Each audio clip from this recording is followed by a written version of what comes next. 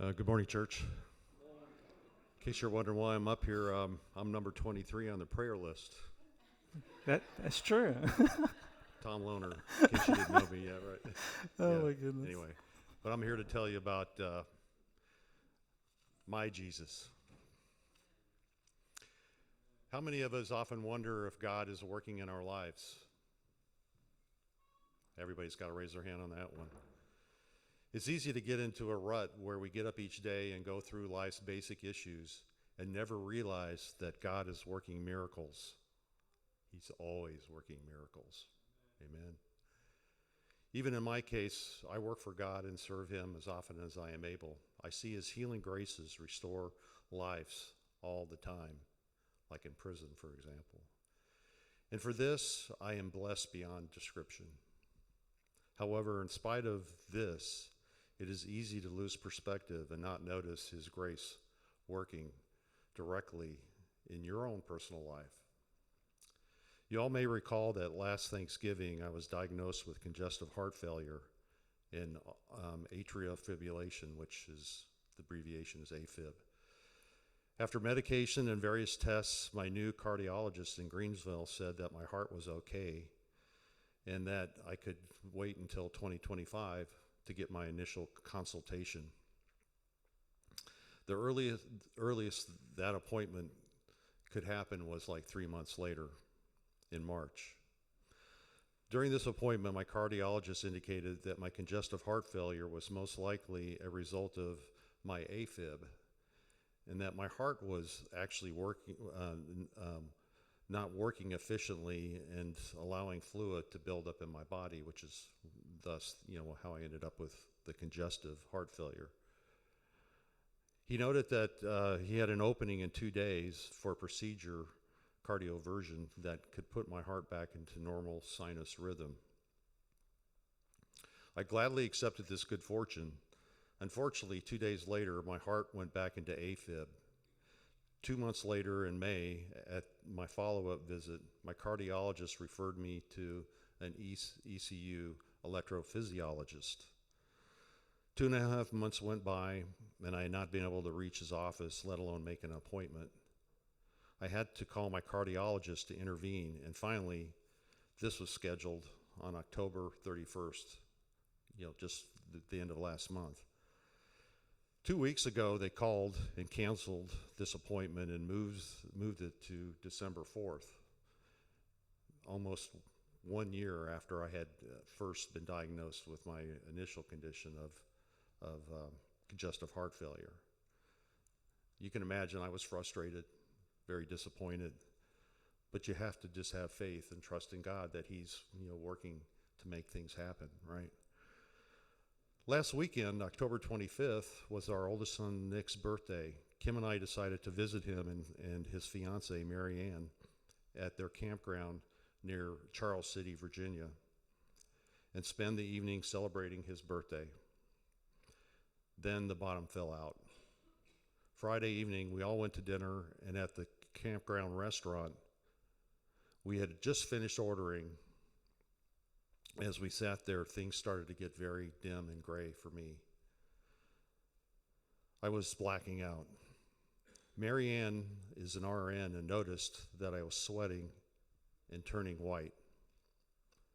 My son called 911 and the EMTs arrived and hooked me up to a portable EKG. They determined that I needed to be airlifted to a local hospital immediately. Mary Ann recommended the Virginia Commonwealth University Hospital in Richmond, Virginia. I was obviously in no shape to disagree. Laying there in the helicopter in a state of semi-unconsciousness, I reflected on my life, my regrets, and mostly how I was blessed to know Jesus. I prayed to Jesus that I was okay if it was my time to go be with Him. He told me He wasn't finished yet. After arriving at the Virginia Commonwealth University Medical Center, I was stabilized, diagnosed with symptomatic bradycardia, which is what happens when your heart is beating less than 60 beats per minute, and in my case, often very erratic. Apparently, what had happened was my heartbeat got stuck in the 30s, and the resulting low blood pressure caused me to lose consciousness. The hospital would not release me until they had addressed my high-risk situation, my high-risk condition. 2 days later, I was blessed with a pacemaker and released to go home later that day. Now, most people would look back on this ordeal and offer their pity for having to endure a terrible incident like this. I look back on this with total amazement as to how God protected me and surrounded me with his angels throughout my near-death experience. God knew my condition was not low risk, and that if I had waited for the ECU cardiology team to diagnose my condition, that I would have most likely ended up blacking out someplace, like, doing yard work around my yard, driving, or who knows what else. You fill in the blank.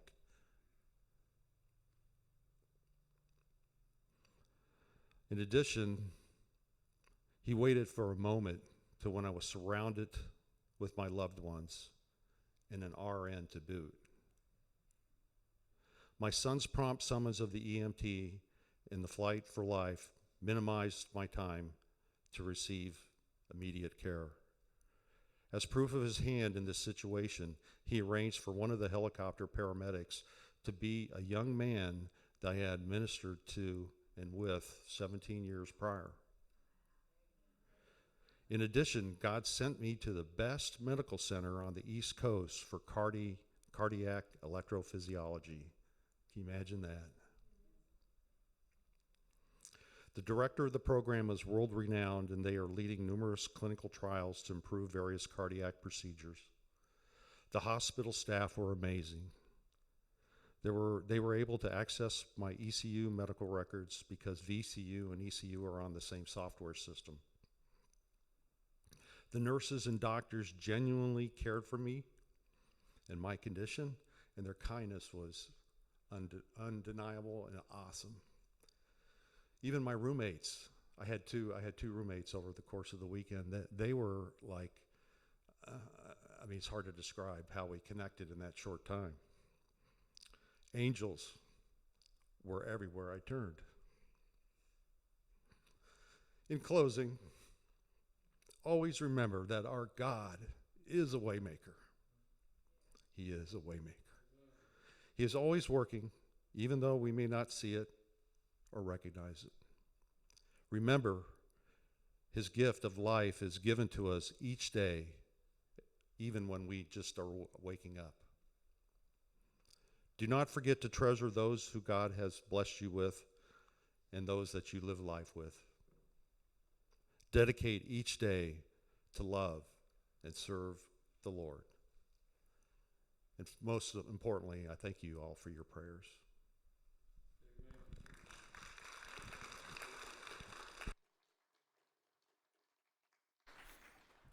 Thank you, Tom, for sharing that.